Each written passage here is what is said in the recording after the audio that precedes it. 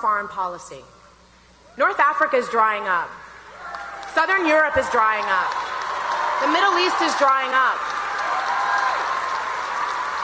These migrations and wars and fights, that's not going away yesterday or anytime soon. And we need someone who's going, you know what, we need to pull back and stop wasting that money on, what was it she said, the Iraq war was good for business? Could be good business opportunity? It was a good business opportunity for a few people.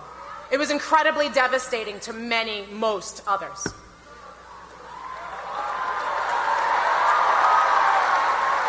We have an opportunity right now to vote for the guy who, I don't know if you guys like baseball, wants to knock it out of the park. Because you have to aim high.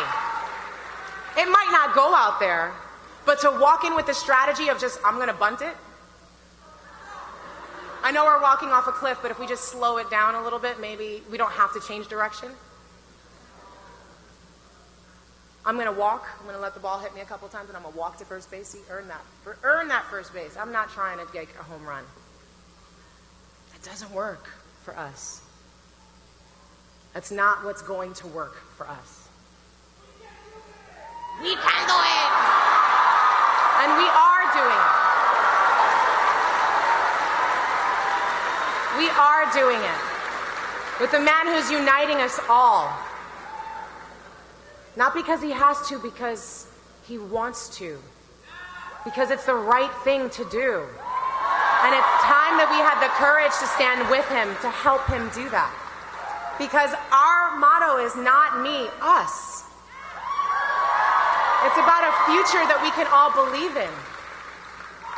And I'm so proud to be a part of this generation. As we turn, so thank you so much for being here and working for it and making this movement visible. Despite all the people who don't want it to happen. And it's a fraction of people. And John Lennon said, we have the power. We just have to recognize it and utilize it. So make sure, because as I said, and we all are well aware, even Donald Trump was talking about it, how rigged this situation is. Because it is. If you're an independent and you didn't get to change your status in October, make sure you find at least 2 people to vote for you. Don't wait. Don't wait till the general election to vote for Bernie. Vote for him twice. Vote for him now in the primaries, and then vote for him again in the general election. That's what we get to do when we do it together. Make it your business, New York. Send the message to the world. We are not championing people who push regime change and fracking around the world, who talk about caring about women but not caring about them when they're at the other end of the receiving end of a bomb. This is our chance to say to the whole world that we're going to work on our infrastructure so that we can build up our country and have it join the 21st century, rather than waste that money on regime change around the world and cause and foment more resentment and hatred against us. Because that's not courageous. That's not good, and it is not right. I'm here to encourage you to have courage to step up your game, because it's awesome for you to be here. It's awesome for you to phone bank. It's awesome for you to get in line and vote. But make it your business to make sure 5 other people vote with you. This will be one of the easiest things you can ever do to join and push for a revolution. It has never been so easy. There are still girls getting acid thrown in their faces just because they want to go to school, let alone vote. Keep them in mind. Too many people are invisible. From the Black Lives Matter activists to our dreamers,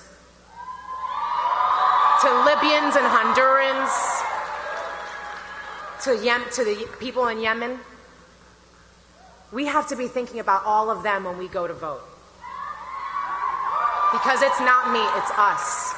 And let us tell the whole world that we mean that from the bottom of our hearts, that we are ready to take this country in a different direction. Thank you for being with me. Thank you for being with Bernie. And I will see you in the voting booths. Please welcome Bernie Sanders, our next president.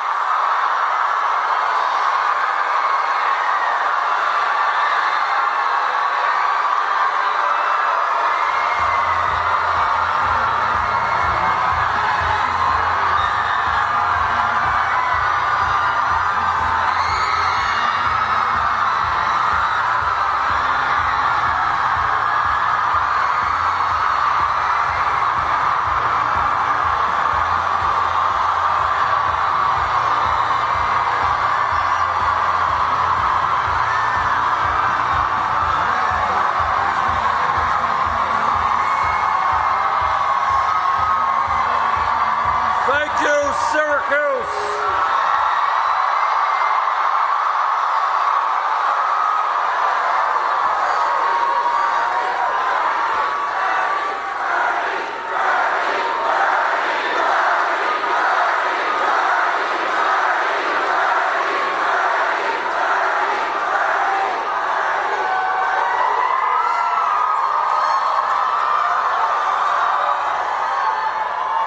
As I look out at this large, loud,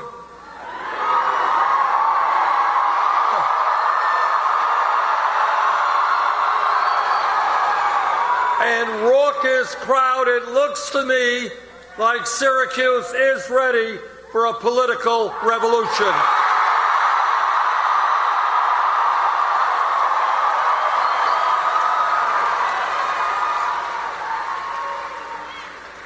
This is a campaign which has the energy, which has the momentum, and is the campaign on the move.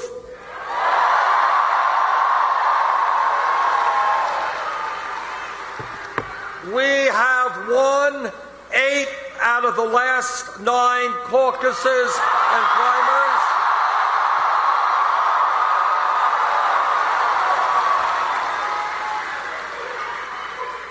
When we began this campaign, we were 70 points behind Secretary Clinton. In recent weeks, 2 polls had us in the lead.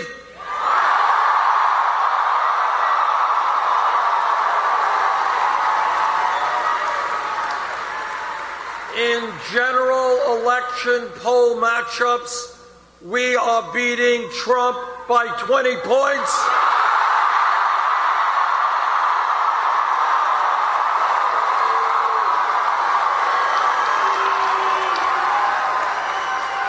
With a larger margin than Secretary Clinton.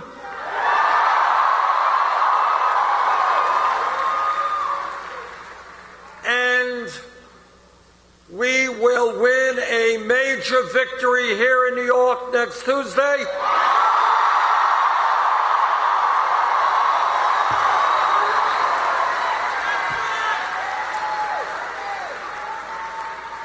Let me thank Joe Driscoll, Jonathan Fuhrer and Zach Zelliff, Kendrick Sampson, and a special thanks to Rosario Dawson, not only for her remarks here today, but for all of the energy she has expended in this campaign.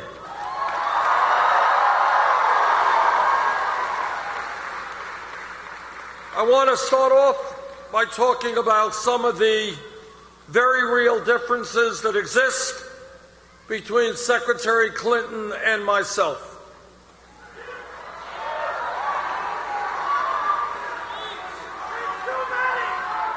And there are a lot of differences.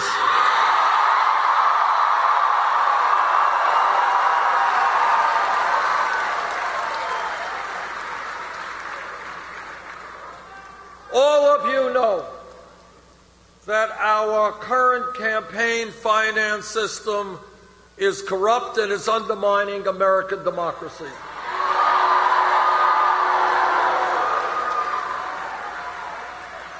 As a result of this disastrous Citizens United Supreme Court decision, which we are going to overturn,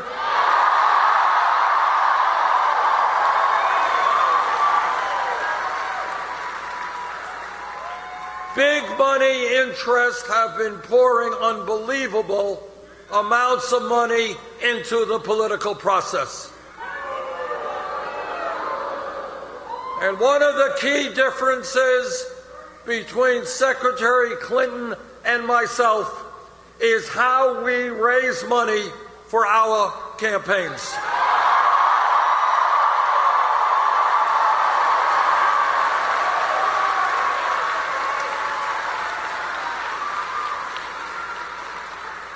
When we began this campaign, we had to make a very important decision. Should we do what every other campaign was doing? You answered me before I gave the question. This is a smart group. You gave the right answer.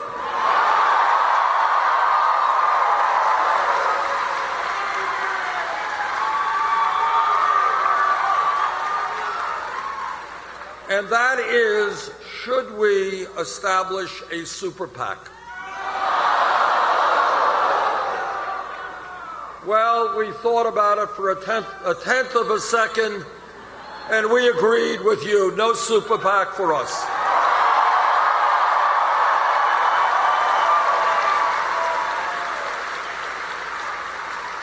Because we understood that you can't stand and fight for working families and the middle class if you are dependent upon big money interest for your campaign.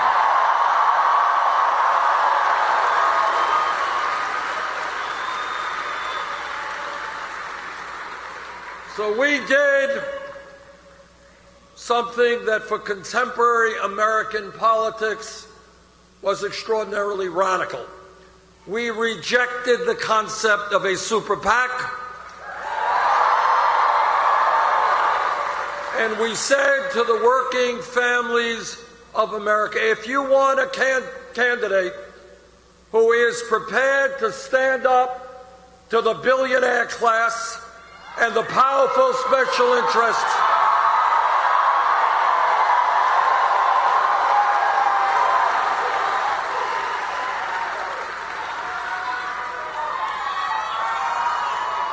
then we need your help. And I'll tell you what happened, and it was something extraordinary.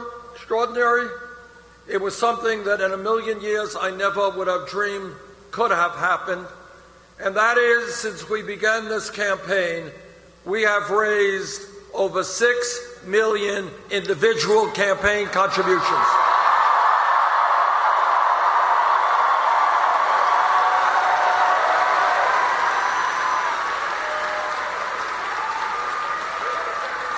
$6 million.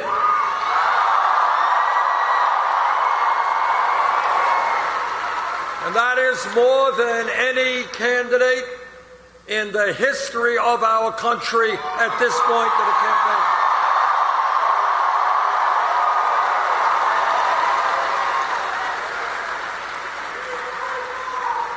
Anybody here know what the average contribution is? Now think about that for a second. $27, the average contribution.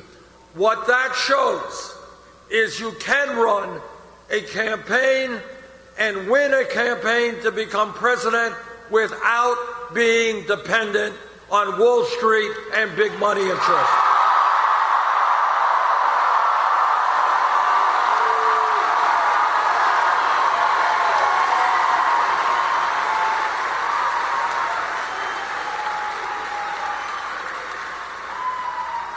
What that shows if you give the American people an agenda that works for them and not wealthy campaign contributors, they will come on board and be supportive.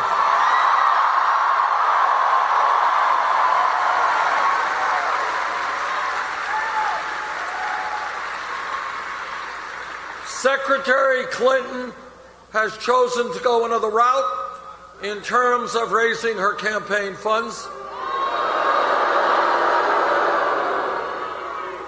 She has not one but several super PACs raising tens and tens of millions of dollars from special interests. In the last filing report of her super PAC, she reported $25 million from special interest, including $15 million from Wall Street. But it's not just that. Over the years, Secretary Clinton has given a whole lot of speeches at $225,000 a speech to Wall Street and other special interests. Now, seems to me, if you're going to get $225,000 for a speech, it must be an extraordinarily brilliant speech.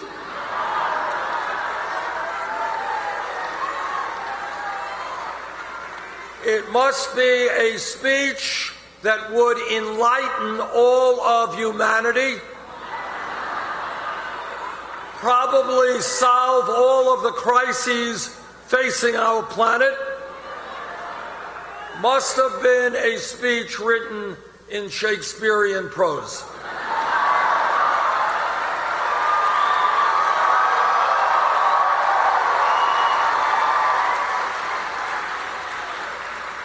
So I say to Secretary Clinton, if your speech was so valuable, so extraordinary, share it with the people of our country.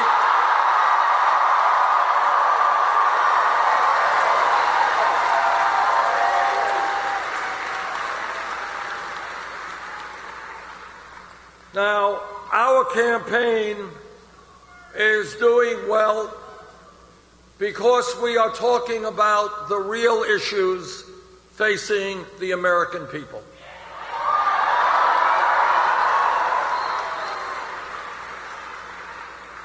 Truth, whether it is in our personal lives or in our political life, is not always easy to deal with, but you all know that to go forward, we have got to grapple with the reality of our lives, and our country can't sweep it under the rug.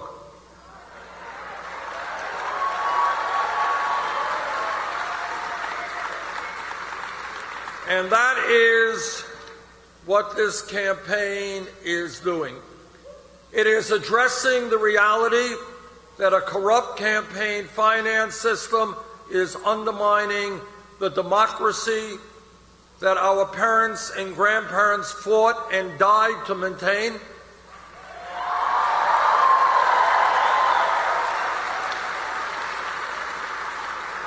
That when a handful of billionaires, like the Koch brothers and a few others, are prepared in this campaign alone to spend $900 million backing candidates who are working for the wealthy and the powerful, that is not democracy, that is oligarchy. We will not allow that to occur.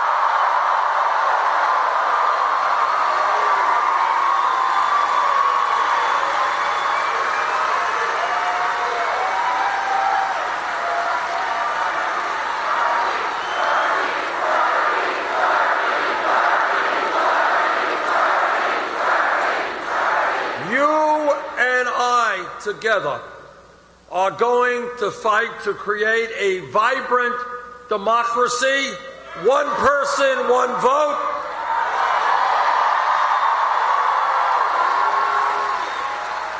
Instead of having one of the lowest voter turnouts in the industrialized world, we are going to have one of the highest voter turnouts.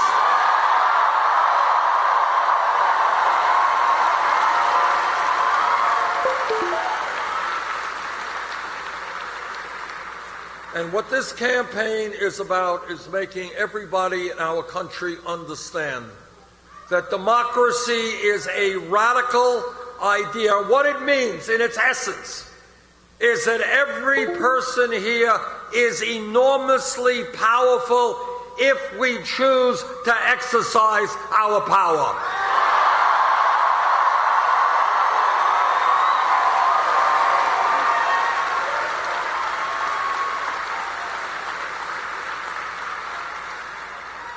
But it's not just a corrupt campaign finance system that we have got to overcome.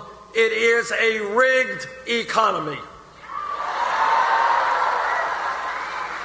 And what this campaign is also about is asking every American to determine himself or herself the reality of our lives and not to be dependent on the corporate media to do that for us.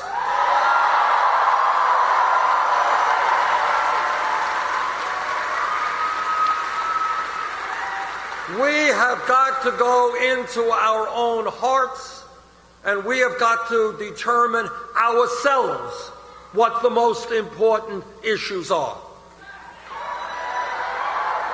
And what the most important issues are, not just the corrupt campaign finance system, it is an economy which has more income and wealth inequality than any other major country on earth, and it is worse today than at any time since 1928.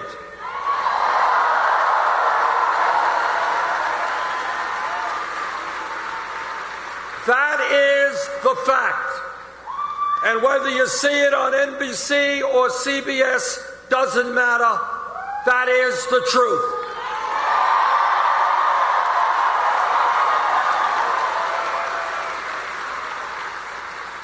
And when we know that the top 0.1% now owns almost as much wealth as the bottom 90%, we have got to stand up and say, no, that is not all right.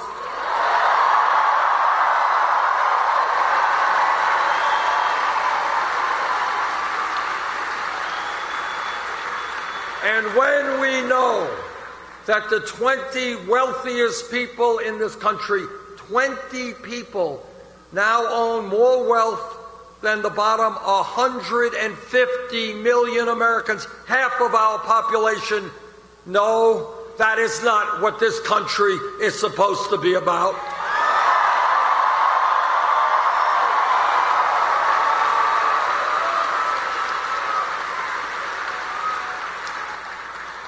And when we talk about a rigged economy, it's not only wealth and income inequality. It is about one family, the Walton family, who owns Walmart, the largest private sector employer in America. And here is what is so crazy.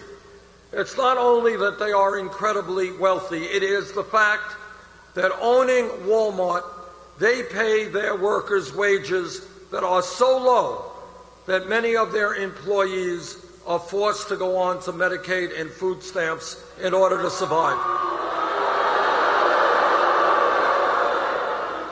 And this is what is crazy, and this is what a rigged economy is about.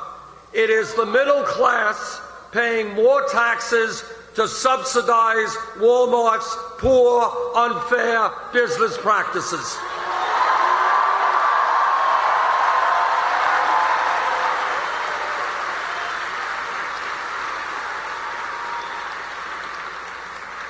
You know, we hear a whole lot of discussion from Republicans about quote-unquote welfare abuse. The major single welfare beneficiary in America is the wealthiest family in this country, the Walton family.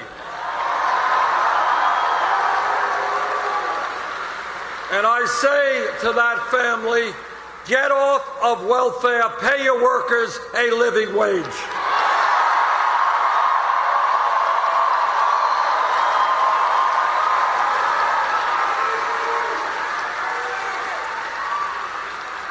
But it is not just wealth inequality that we're going to have to address. Right now in America, we have millions of people working not just one job, they're working 2 jobs, they're working 3 jobs to cobble together the income and health care they need to sustain themselves and their families. We have families in America today where mom is working, dad's working, the kids are working, and they're still falling further and further behind.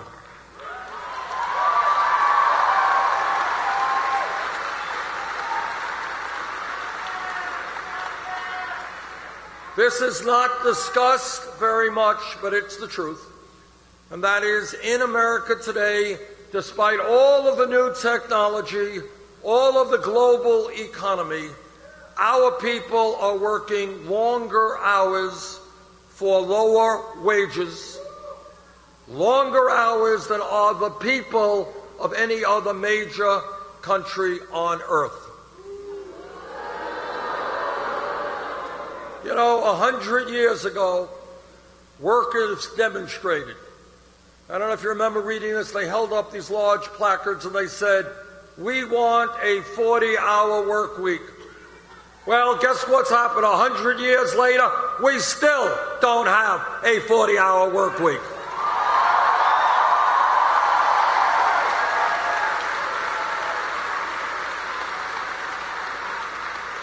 So the question that we have got to ask ourselves is, how does it happen that with worker productivity going up, with people working incredibly long hours, why does it happen that 58% of all new income generated today is going to the top 1%?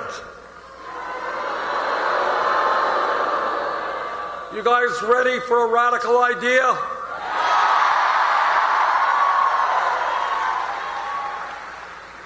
We are going to create an economy that works for the elderly, for the children, for working families, for all of us.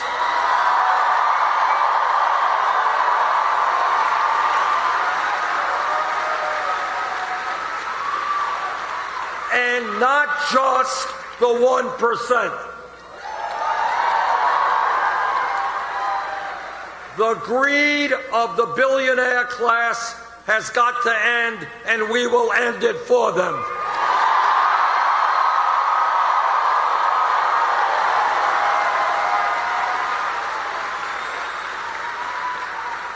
Just to give you an example of how corrupt the system is, piece in the papers yesterday, Goldman Sachs. Goldman Sachs, one of the largest financial institutions in this country, reaches a $5 billion settlement agreement with the federal government.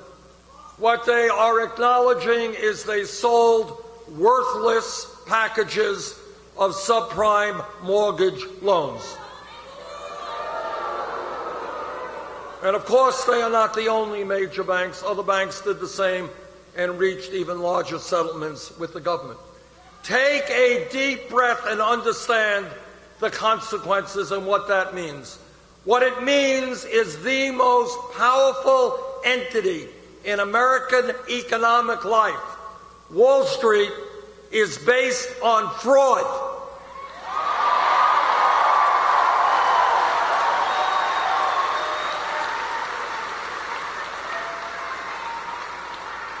And that is scary stuff, and that is why, before they destroy our entire economy, we are going to break them up.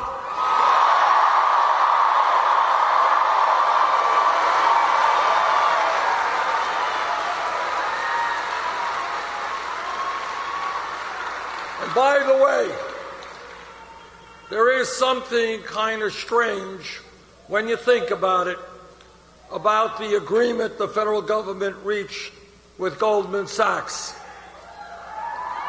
And here is what is kind of strange. Some kid, Syracuse, New York today, gets picked up with marijuana. That kid will have a police record that stays with him for his entire life.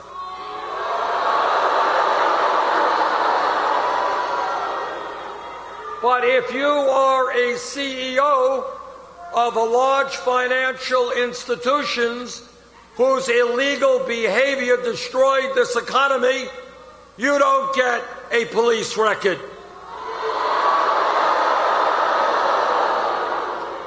Together, we are going to bring justice back to the criminal justice system.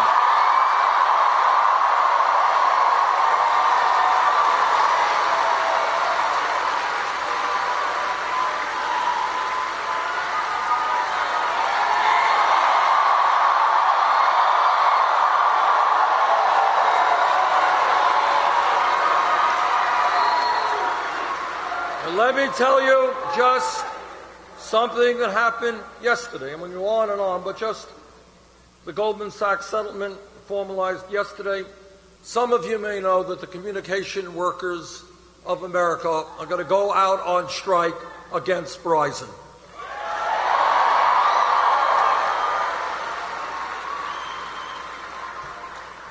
Here's what Verizon wants. What they want is to force workers to pay more for their health care. What they want is the right to take call center jobs located in America and send them to low-wage countries abroad.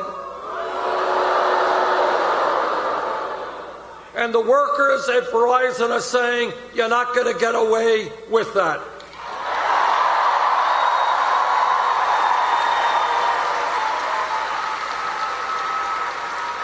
But what Verizon is doing is what virtually every major corporation in this country is doing. Verizon, in a given year, after making billions in profits, managed to figure out a way in which they did not pay a nickel in federal taxes in a given year. Verizon, while cutting the benefits of their employees, gives huge compensation packages to their top executives. This is a corporate culture that must change.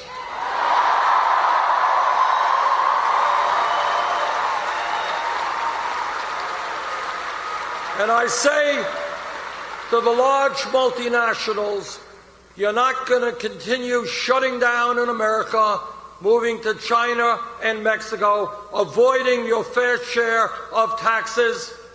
That is going to end.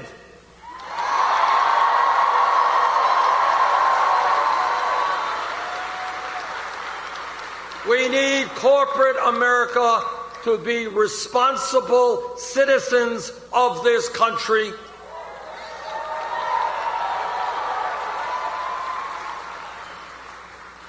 But when we talk about what goes on in America today, and when we have the courage to deal with the real issues, whether it's a corrupt campaign finance system or a rigged economy, we also have got to include in what's going on the real fact that we have a broken criminal justice system.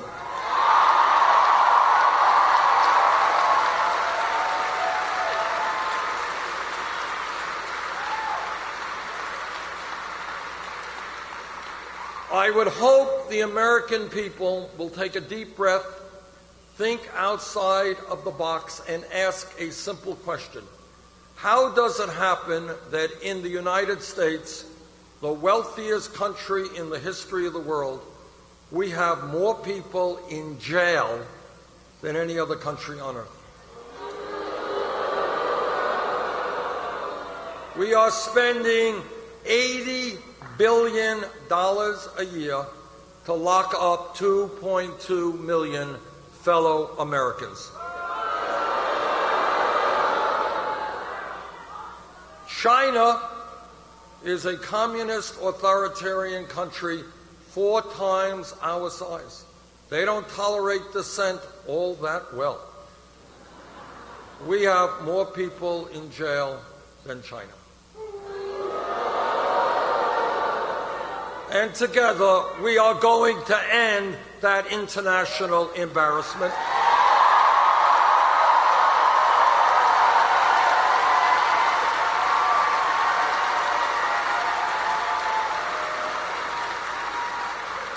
Today in America, you don't hear a lot about this, but it's true. For kids 17 through 20 who have graduated high school, not high school dropouts, if those kids are white, their real unemployment rate, 33%. If they are Latino, real unemployment rate, 36%. If they are African American, real unemployment rate, 51%.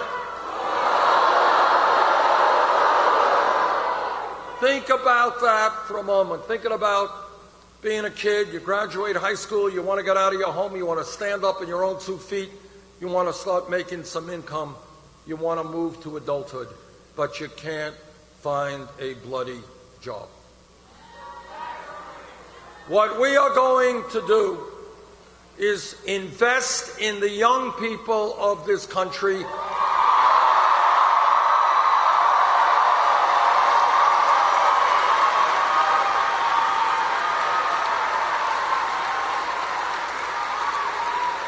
We are going to invest in education and jobs.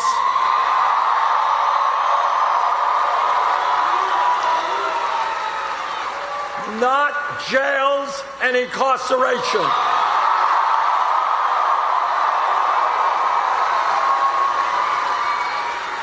I want this country, and you want this country, to have the best educated workforce in the world, not more people in jail than any other country.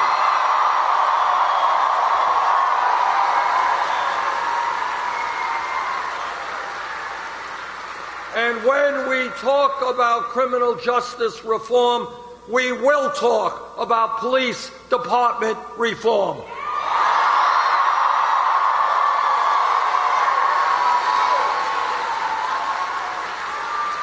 We will talk about the fact that too many of our people who are unarmed and often African American are being shot and killed by police officers.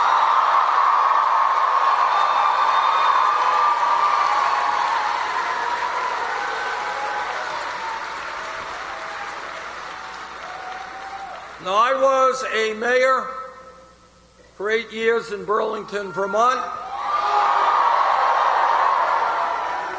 I work with police officers there and all over this country. The vast majority of police officers are honest and hardworking people doing a very difficult job.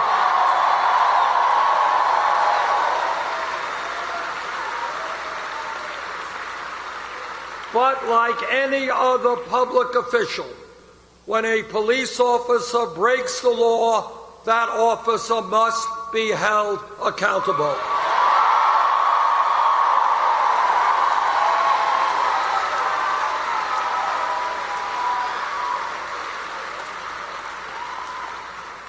As a nation, we must demilitarize local police departments.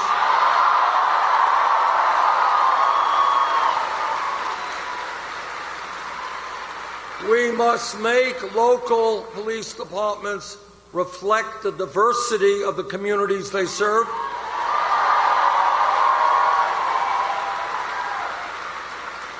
We must understand that lethal force is the last resort, not the first resort.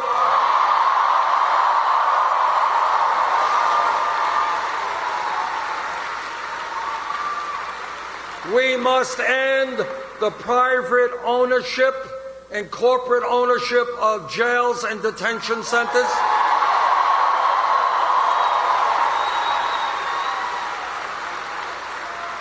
We must rethink the so-called war on drugs.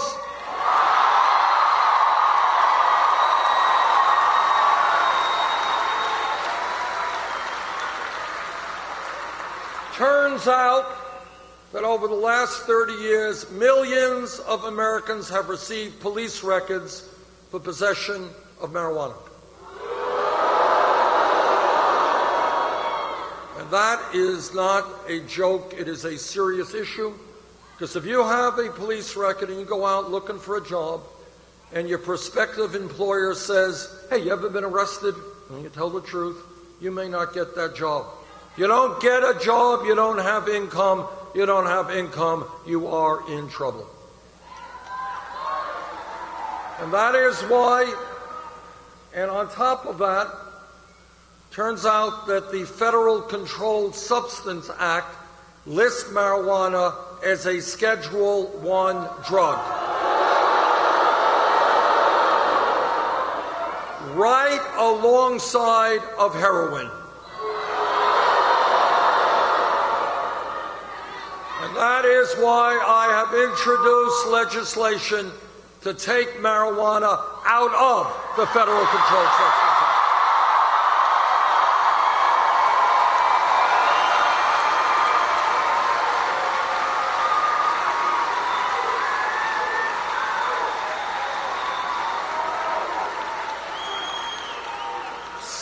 In our federalist form of government, it is the states who determine whether marijuana will be legal or not, but it should not be a federal crime.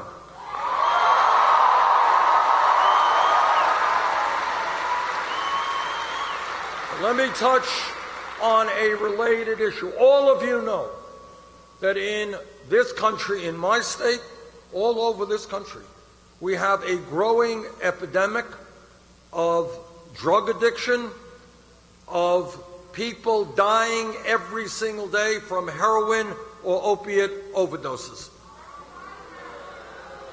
This is a major crisis. In my view, the best way to address that crisis is to understand that substance abuse is a health issue, not a criminal issue.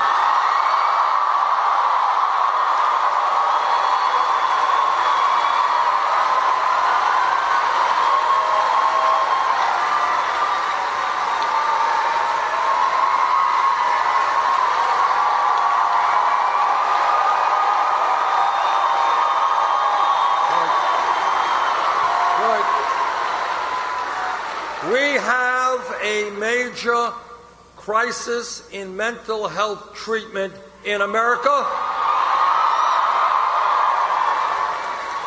And we are going to have to address that crisis in a bold way. And that means we have got to revolutionize mental health treatment, provide treatment when people need that treatment, not 6 months from today.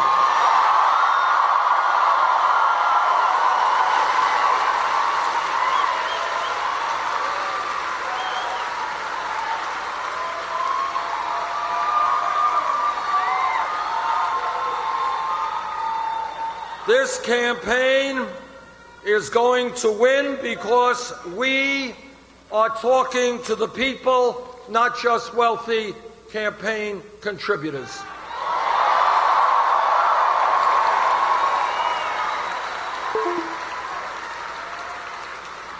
We are talking to workers, and what workers are telling us, they can't make it on $8 or $9 an hour.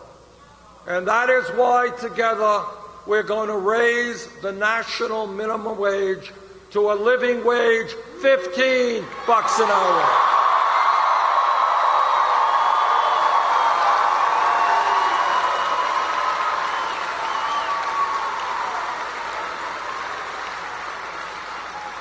This campaign understands that a great nation is not just about having a whole lot of millionaires and billionaires. It is not just about having more nuclear weapons than any other country. A great nation is a nation that treats its most vulnerable people with respect.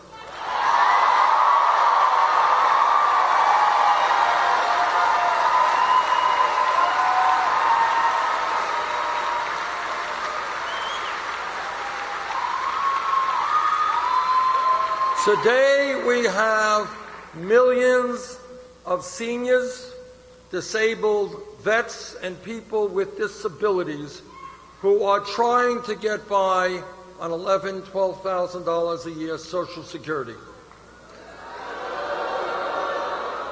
And you know what? Nobody can get by on $11,000 or $12,000 a year Social Security.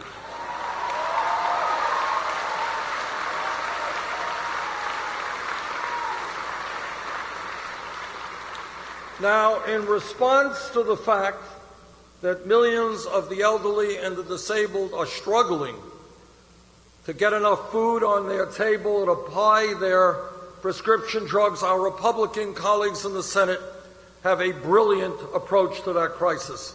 They want to cut Social Security. Well, I've got some bad news for them. We are not going to cut Social Security.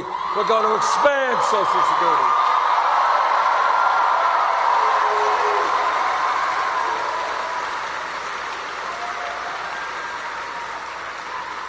I have introduced legislation that would lift the cap on taxable income so that somebody making $5 million a year would not contribute the same amount into the Social Security Trust Fund as somebody making $118,000.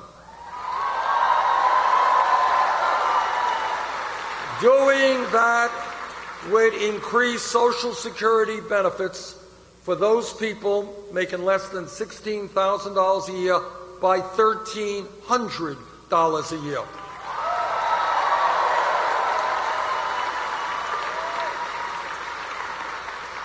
Now, I have challenged Secretary Clinton time and time and time again to say whether she is prepared to support expanding Social Security benefits for the elderly and disabled veterans. And time again, she has had nothing to say.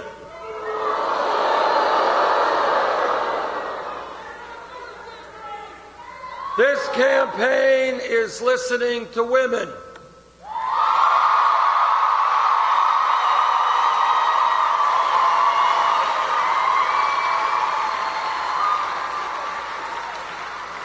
And what women are telling me is they are tired of receiving 79 cents on the dollar compared to men.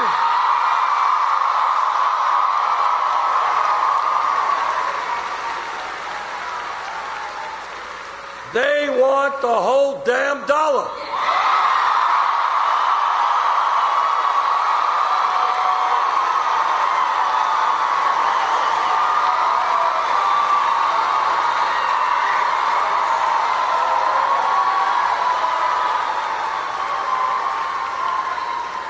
And I know that every man in this room will stand with the women in the fight for pay equity.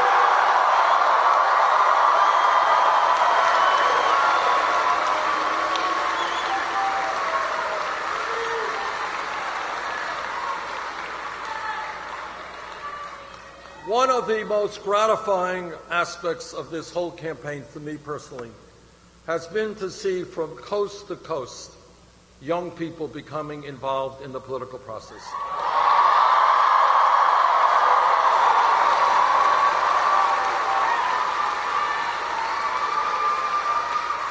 When we began this campaign, there was the corporate mythology, the pundit mythology, that young people are kind of apathetic. They're not interested in politics or government. They are just too busy playing with their video games. But what I have detected in New York State and across this country is that the young people of America understand they are the future of our country.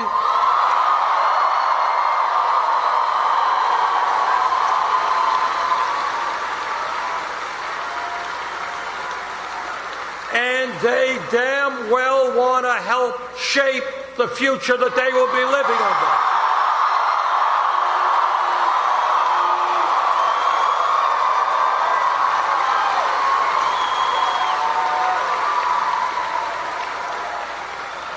And when I talk to young people, two issues predominate.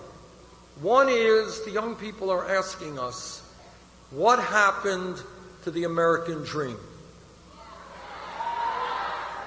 Now, my father came to this country at the age of 17 without a nickel in his pocket.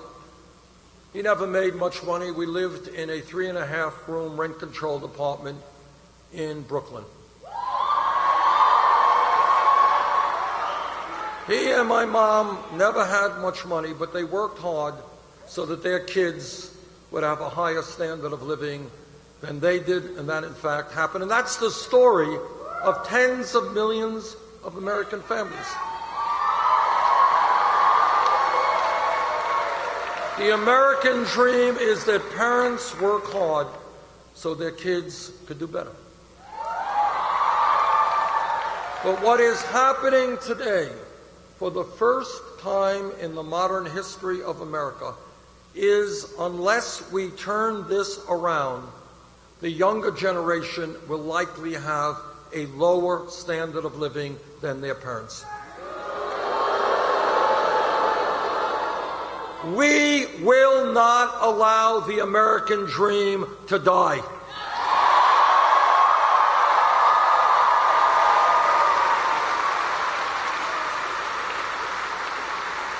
And that is why we are going to create an economy that works for all of us, not just the 1%.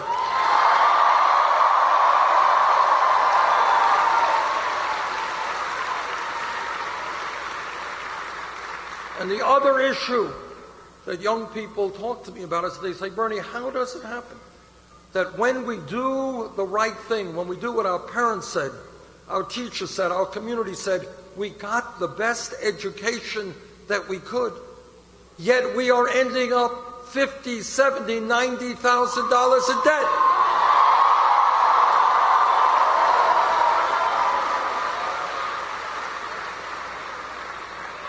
Think about it for a second. Do not accept that reality as being anything roughly normal. It is crazy. Young people who get an education should be rewarded, not punished.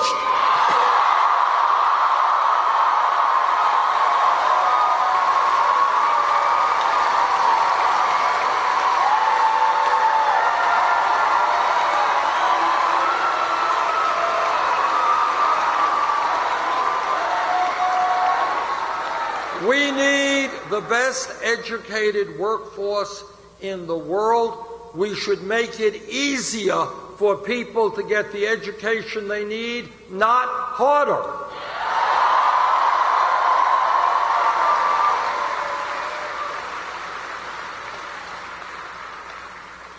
In many respects, because of the changes in our economy and in technology, a college degree today is the equivalent of what a high school degree was 50 years ago. 50 years ago, you want a high school degree, you were in pretty good shape. You can go out and get a good job, make it into the middle class. But today, all of the evidence suggests that people need more education to get the good jobs that are out there. And that is why we have got to rethink what public education means today.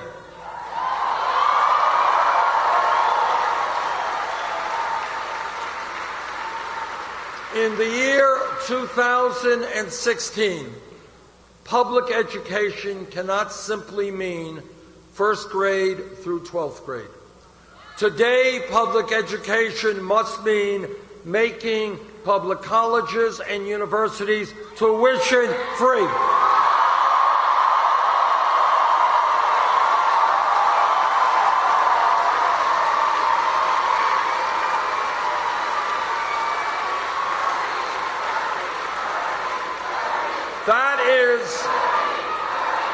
That, my friends, I want you all to know this is not a radical idea, okay? It exists in Germany, it exists in Scandinavia and other countries around the world. And you know what else, which will surprise you? It used to exist by and large in the United States of America 50 years ago. 50 years ago in America, I know young people don't know this. 50 years ago, you could go to some of our great public colleges and universities virtually tuition free. If we could do it 50 years ago, yes, we could do it today.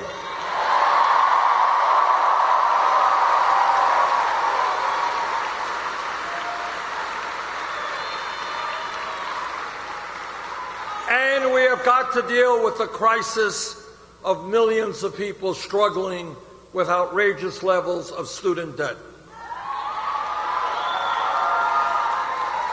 Anybody here with student debt?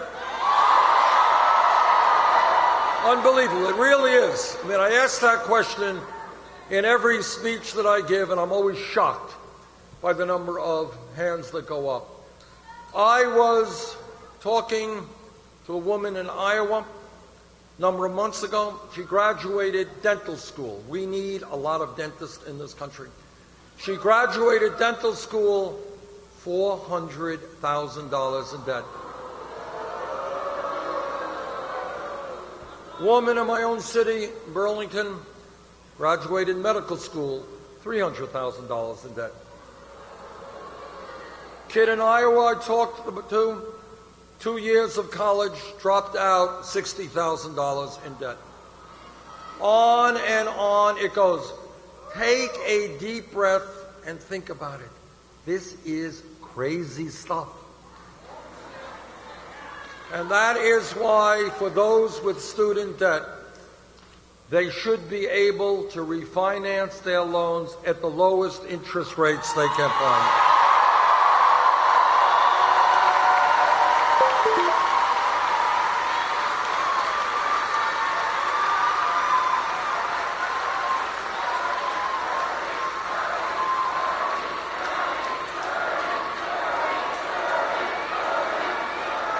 This campaign is reaching out and listening to people who often don't have much of a voice.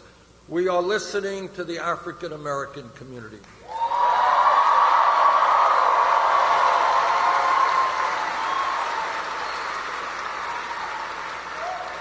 And what they are asking is, how does it happen that we have trillions of dollars available to fight a war in Iraq we never should have gotten into?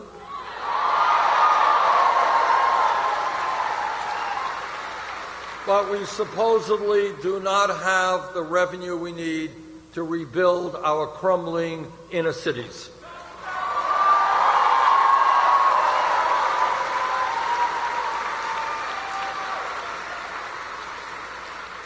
I've been to Flint, Michigan, and talked to parents whose children were poisoned by the lead in the water they were drinking. I've been to Detroit and talked to parents who are seeing their own public school system falling apart in front of their eyes. And I've been all over this country and seen inner cities where unemployment is off the charts, poverty is extremely high, kids not getting the education they need, rents in which people are paying 50 or 60% of their incomes to afford a roof over their heads, communities in which so many of the young people are ending up in jail. If we could, and if we have, rebuilt the infrastructure in Iraq and Afghanistan, we damn well should be able to rebuild inner cities in America.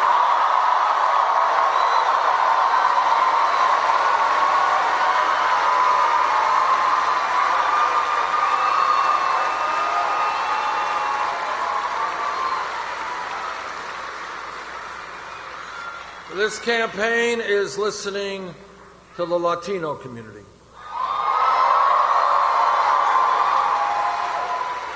There are 11 million undocumented people in this country. Many of them are being exploited, living in the shadows, living in fear. And what the Latino community wants and what I want is let comprehensive immigration reform legislation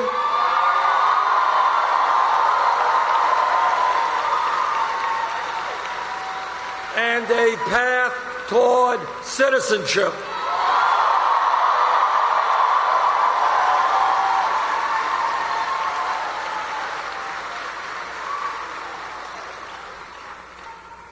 This campaign is listening to the Native American community.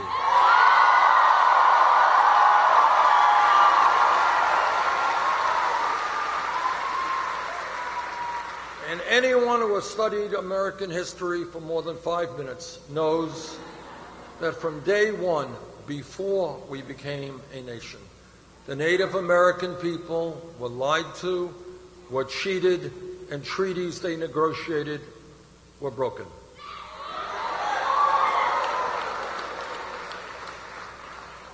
Our nation owes the Native American people more than we can ever repay.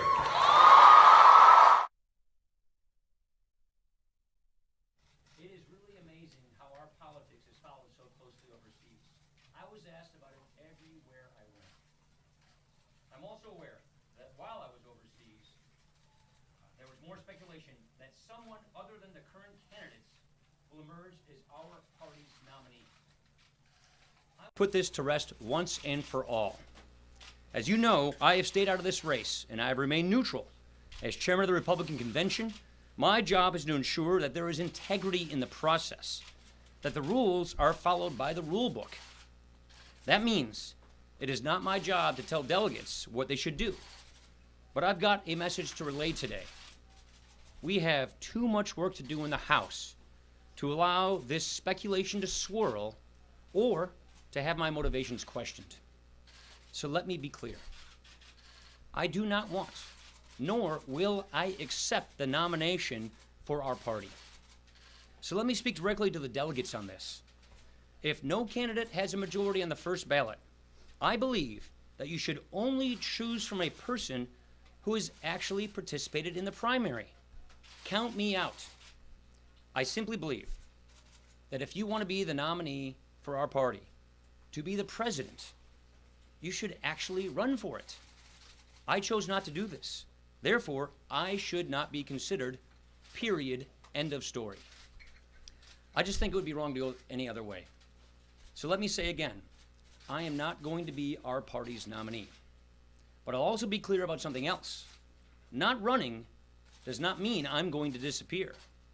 When I accepted this speakership, I did so on the condition that I would do things differently than they had been done in the past.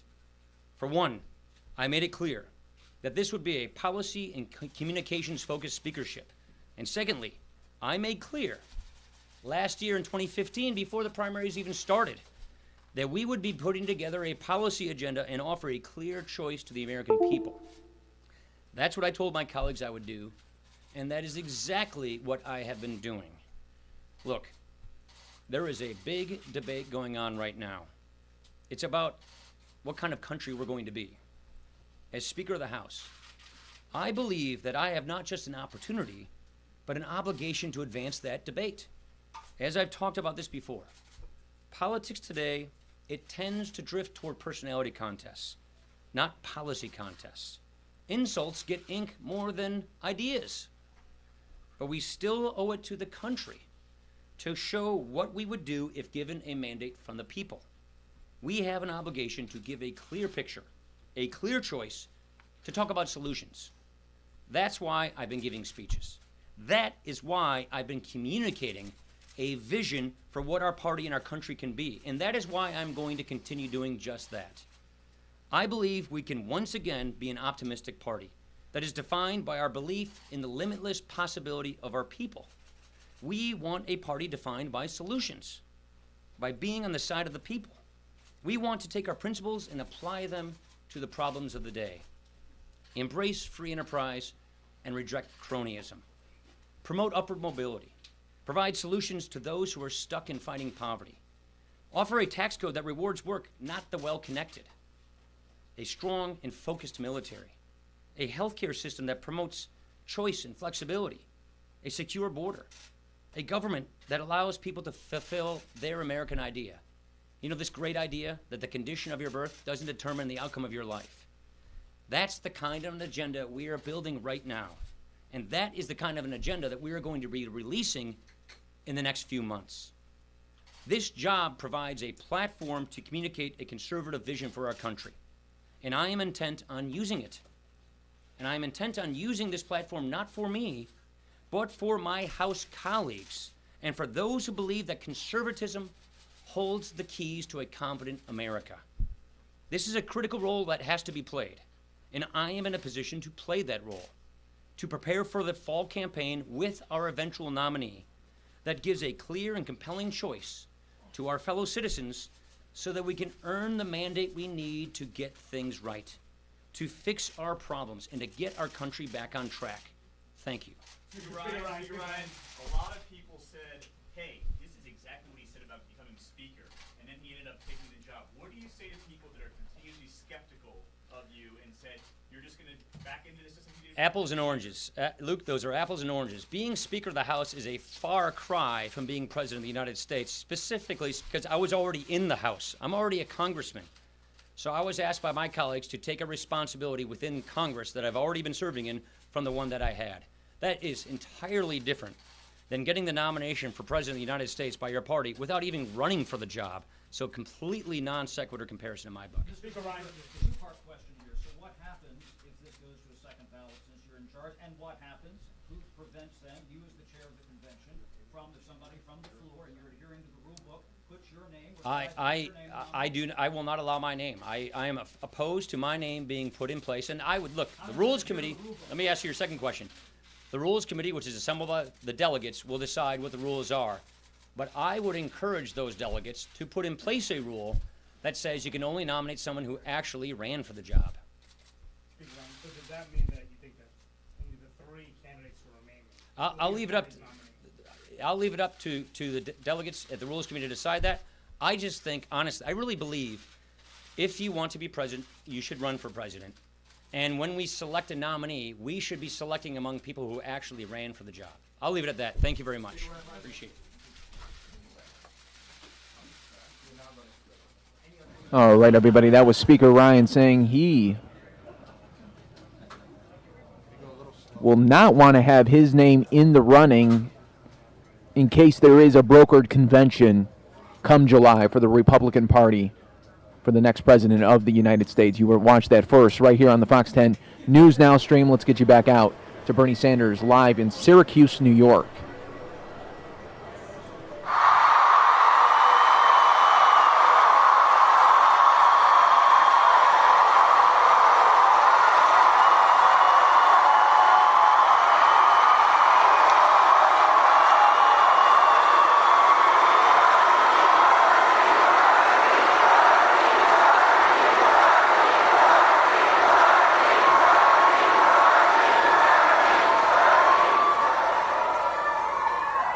He will not become president because I am beating him by double digits in every poll that's out there.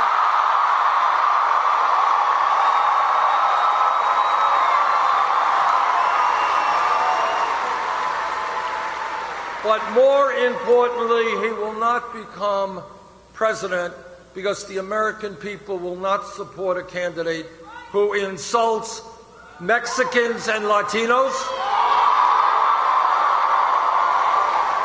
who insults Muslims, who insults women, who insults veterans,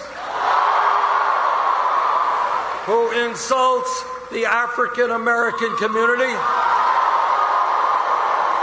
Now, I want you all to remember this, because some people have forgotten it. Before Trump became a candidate for president, he was one of the leaders of the so-called birther movement. That was an extremely ugly and vicious movement. Because what that movement was about was not saying we disagree with President Obama, that's fine. What they were saying and what they were questioning was the legitimacy of the first African American president in our country to be the president.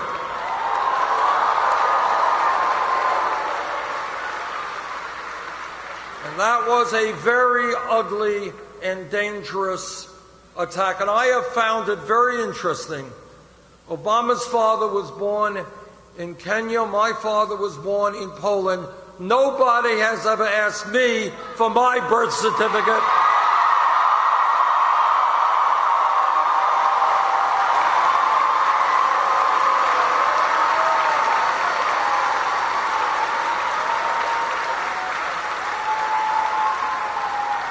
Do you think that maybe, just maybe, it might have something to do with the color of my skin versus the president's? I think so.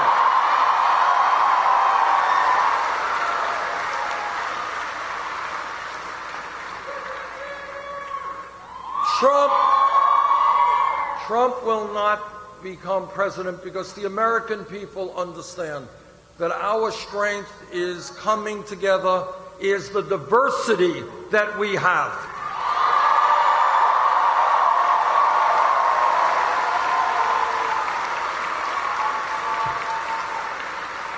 That sense of coming together, of standing together, always trumps divisiveness and trying to tear us apart.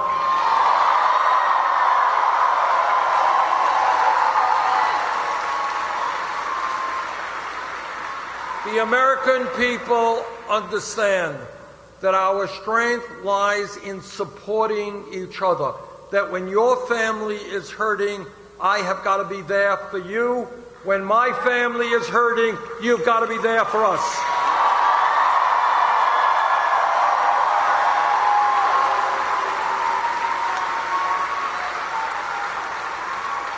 That America is not about having men and women who put their lives on the line to defend us sleeping out on the streets.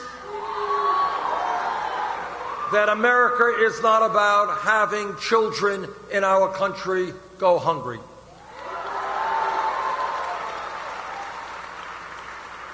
America is about supporting each other, which always trumps selfishness.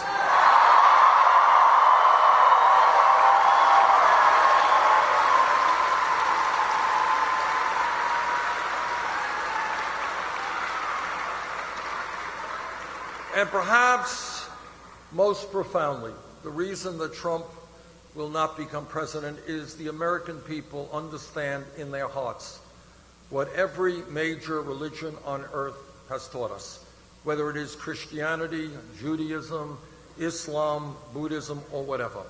And that is that at the end of the day, love always trumps hatred.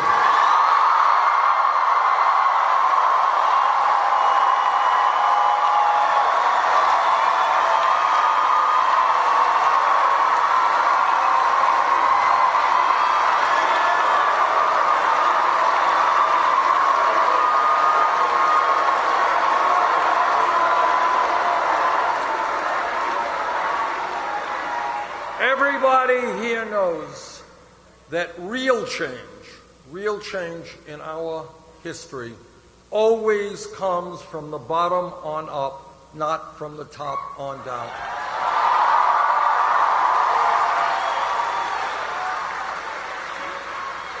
Whether it is workers 100 years ago standing together and say, we're not going to work 7 days a week, 15 hours a day, have no say on the job, we are going to form trade unions.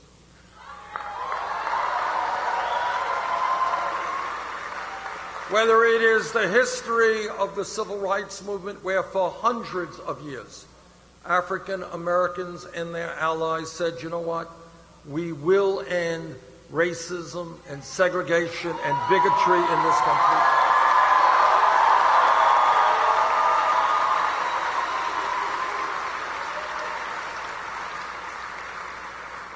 Whether it is the history of the women's movement. People forget this. 100 years ago, not a long time from an historical perspective, women in America did not have the right to vote, to get the education they wanted, do the jobs they wanted to do 100 years ago. But women and their male allies stood up, fought back,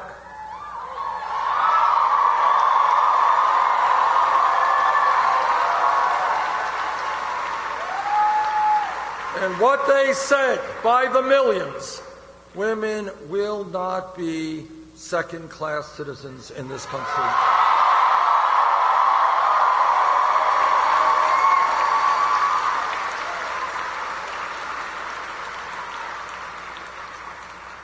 If we were here in this room 5 years ago, somebody jumped up and said, Bernie, I believe that by the year 2015, gay marriage will be legal in 50 states in this country.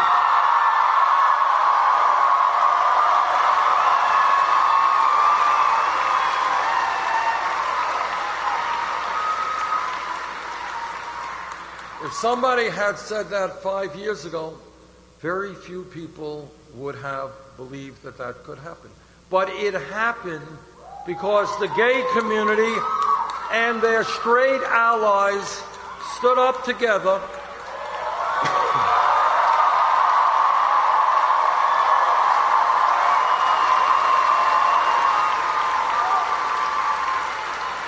and they said loud and clear that in America people should have the right to love each other regardless of their gender.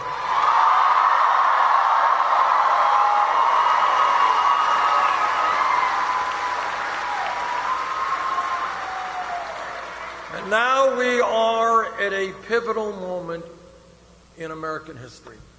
And that moment is, we're all over this country, from California to Maine, and in between. People are looking at the status quo. And they're saying, why is it that our middle class continues to decline and almost all new income and wealth goes to the top 1%? Why is it that people have to work longer hours for low wages? Why are we the only major country on earth not to guarantee paid family and medical leave? Why are we the only major country not to guarantee health care to all people? Why are millions of our people leaving school deeply in debt?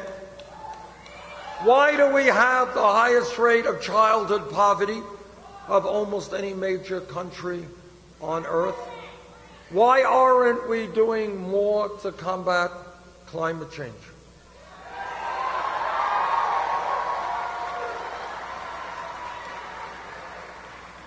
And this is a moment where people are looking at the status quo and saying, it is not working.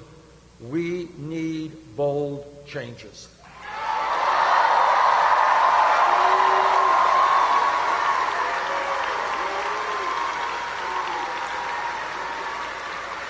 And that is what this campaign is about. It's not a campaign where I come before you and say, hey, trust me, I can do it all. I cannot do it all. No president can do it all. We need millions of people.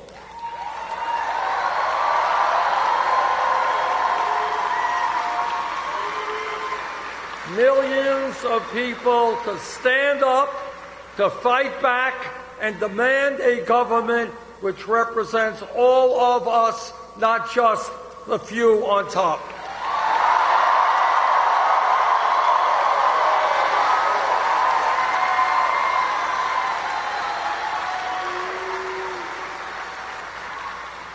A week from today, there is going to be an enormously important Democratic primary here in New York State.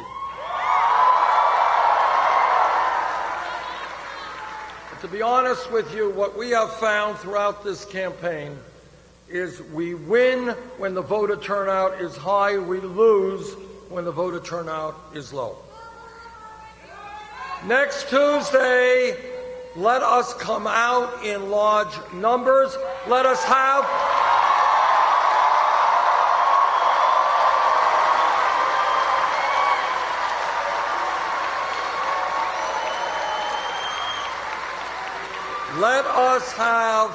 the highest voter turnout in Democratic primary history in New York.